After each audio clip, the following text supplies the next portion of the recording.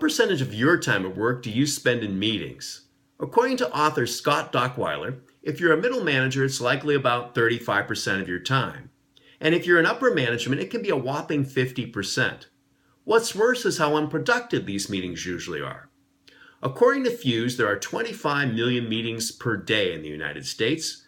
More than $37 billion per year is spent on unproductive meetings. So consider this radical way of running a meeting from Admiral Rickover, father of the nuclear navy.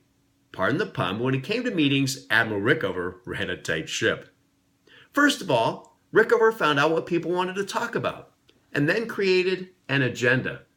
An agenda for each meeting is critical. He labeled the second column item and filled in with the 5 items that people wanted to talk about. I have indicated these items with the letters A through E. Then he had the timekeeper begin the meeting at exactly 10 a.m. I had an attendee in one of my workshops who attended Rickover's meeting say, "You were in the door by 10 o'clock, else you got a job you didn't want to do."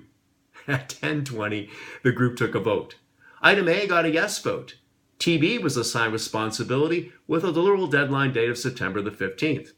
At 10:20, the group then also started discussing item B, taking a vote at 10:35.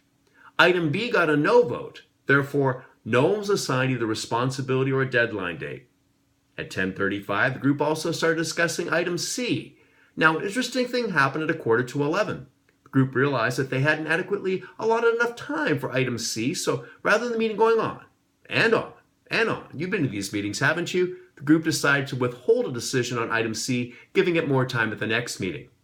At 10:45, the group began discussing item D.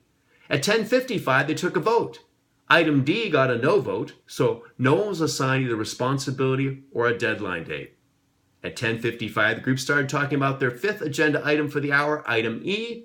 At 11 o'clock, they took a vote. E got a yes vote.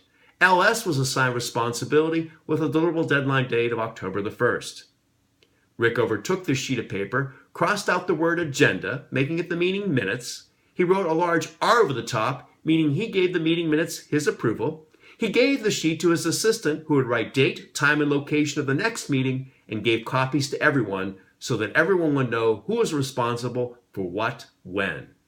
Wow! People love coming to Rickover's meetings because you were in by 10 and out by 11. Everybody knew what was going on, could express their opinions, and then move on. Could this be a more effective way of running meetings where you work?